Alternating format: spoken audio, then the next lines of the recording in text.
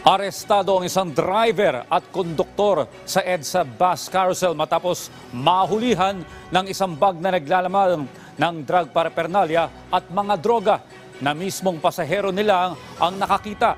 Si Ryan Lesige sa sentro ng balita. Ewan ko ma'am, hindi po talaga sa akin. Gumamit nun? Ba't ganyan ang estilo ng mukha mo ngayon, sir?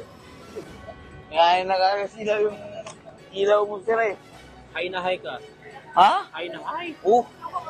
Ako pa talaga yung ngayon, tulog na tulog nga po. Halos hindi makausap ng matino. Lutang at tila wala sa tamang kaisipan ang driver ng bus carousel na ito nang pababain ng mga tauhan ng Special Action and Intelligence Committee for Transportation o SAIC ng DOTR sa PITX kagabi.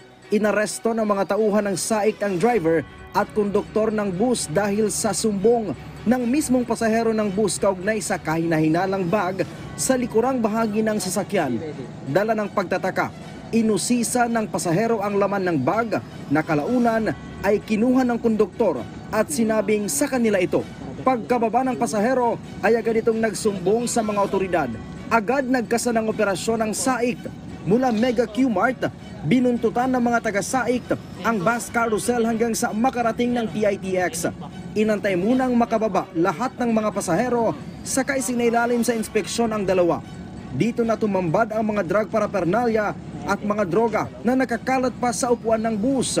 Kabilang sa mga nakuha ng mga otoridad ay lighter at kaha ng sigarilyo kung saan nakasilid ang droga.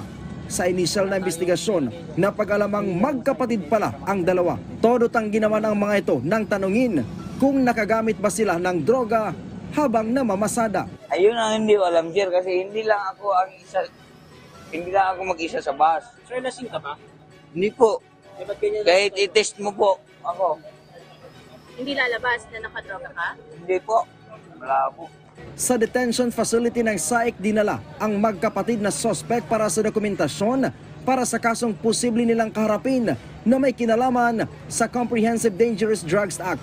Ang DOTR tiniyak na isolated case lang ang insidente.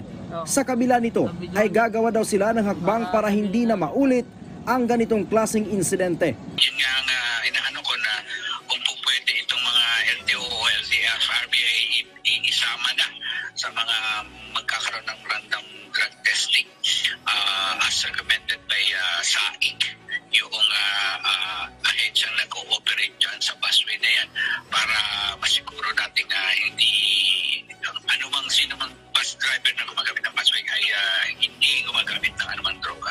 May paalala naman ang DOTR sa mga operators kaugnay sa pagkuha ng mga driver at konduktor. Siguraduhin itong mga nasa kondisyon, tamang kondisyon ang mga driver ng mga buses na yan.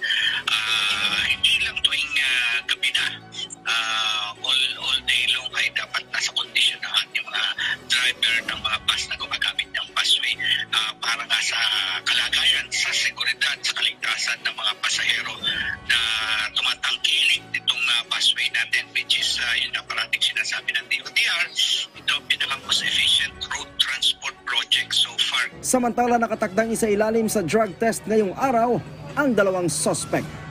Ryan Lesigues para sa Pambansang TV sa Bagong Pilipinas.